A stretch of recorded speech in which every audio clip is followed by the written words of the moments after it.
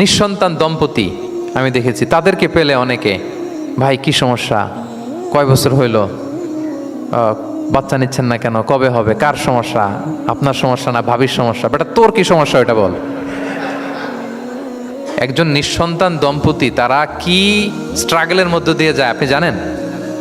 এটা তার জন্য পরীক্ষা। ওই পরীক্ষার মধ্যে আপনি খুঁচিয়ে খুঁচিয়ে, মানে সে kind of his a gynaecologist, সে আপনার ইয়ে করতেছে, ট্রিটমেন্ট দিচ্ছে, ভাই কি হয়েছে, এইটা ওইটা, তাদেরকে বিব্রত করে একটা পরিস্থিতিতে ফেলা, এম্বারাসিং একটা সিচুয়েশনে ফেলা, এটা হারাম।